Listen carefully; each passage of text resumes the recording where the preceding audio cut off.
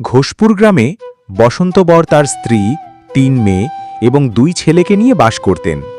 তার স্ত্রী ছিলেন সৎ, পরিশ্রমী ও পরিবারের প্রতি অত্যন্ত দায়িত্বশীল।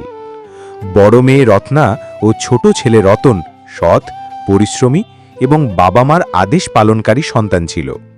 তবে বসন্তবরের বড় ছেলে ছিল একেবারেই ভিন্ন চরিত্রের, অসৎ, লোভী এবং নিজের স্বার্থ ছাড়া আর কিছুই চিন্তা ভাবনা করত না। তার এই স্বভাব পরিবারের নানা রকম অশান্তির সৃষ্টি করত। শোন রতন, তপন, চল আমরা মাঠে যাই চাষ করতে। রতনের বউ চলে গেল ওখান থেকে এবং রতন বলে উঠল, আচ্ছা ঠিক আছে, চলো চাষের জমিতে। ঠিক তখনই তপন বলে উঠল, তোমরা যাও, আমি যেতে পারবো না। রতন ও তার বাবা মাঠে চাষ করতে লাগল। রতন ও তার বাবা অনেকক্ষণ চাষবাস করার পর ক্লান্ত শরীরে বাড়ি ফিরে আসে। মাঠের পরিশ্রমে রতনের হাত পা অবশ হয়ে পড়েছিল। বাড়িতে ঢুকেই সে নিজের ঘরে গিয়ে শুয়ে পড়ল। তার চোখ জুড়ে ছিল গভীর নিদ্রার আমন্ত্রণ। এইভাবে কেটে গেল কয়েকদিন। রতন তার চাষের জমিতে যাওয়ার জন্য বাড়ি থেকে বেরিয়ে গেল।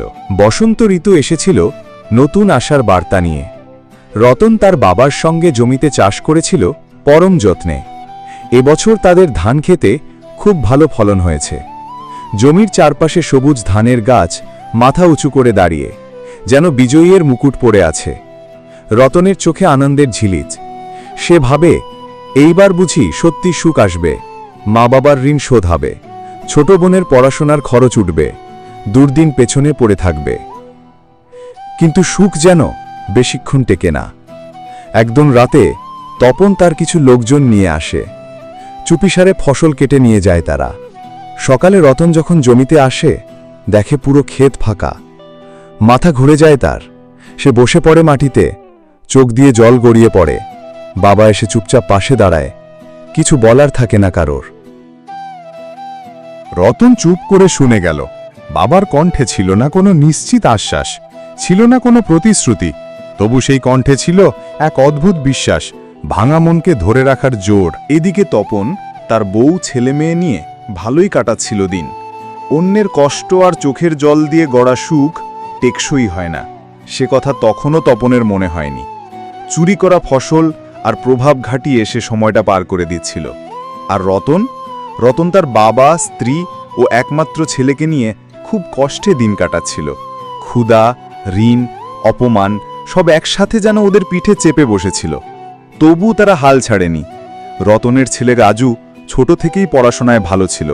রতন তাকে কখনো কাজের মাঠে টানেনি, বরং ছেলের খাতা কলম কিনে দিতে নিজে একবেলা কম খেয়েছে। শেষমেশ রাজু শহরে গিয়ে একটা ভালো চাকরি পায়। এটা ছিল আশার নতুন আলো। তার কয়েক বছরের পরিশ্রমে রতনের সংসারে ধীরে ধীরে সচ্ছলতা আসে। পুরনো মাটির ঘর ভেঙে একদিন রতন পাকা বাড়ি তুলল। দোতলা, টিনের নয়, সিমেন্টের ছাদ। গ্রামের মানুষ বলল, রতন এবার সত্যিই জয়ী হয়েছে। তপনের মুখে কোনো কথা নেই, কপালটা কুঁচকে গেছে। সময়ের বিচার কেউ ফাঁকি দিতে পারে না। বছর কয়েক কেটে গেছে। এখন রতনের জীবনে অনেক বদল এসেছে। শহরে ছেলের কাছে যাওয়ার কথা ছিল অনেক দিন ধরেই। আজ সেই দিন। সকালে উঠে সাদা ধুতি পাঞ্জাবি পরে ছোট্ট একটা ব্যাগ কাঁধে ঝুলিয়ে রতন রওনা হল। গ্রামের মোড় পেরিয়ে যখন পাকা রাস্তায় উঠছে, হঠাৎ চোখে পড়ল একটা বড় গাছের তলায় 2টা চেনা মুখ। পা থমকে গেল। তপনদা আর তার স্ত্রী গাছের তলায় বসে আছে টুপলা টুপলি নিয়ে। মুখে থমথমে ক্লান্তি, চোখে দৃষ্টি নেই। গায়ে পুরনো জামা কাপড়, চুলগুলো এলোমেলো। একসময় যারা গায়ের ধনী ছিলেন, এখন যেন সময় তাদের গিলে ফেলেছে। রতন কিছুক্ষণ দাঁড়িয়ে দেখল, হৃদয় কেঁপে উঠল। সে এগিয়ে গেল। মুখে কোনো বিদ্বেষ নেই, শুধু শান্ত কণ্ঠে বলল, দাদা, কোথায় যাচ্ছেন?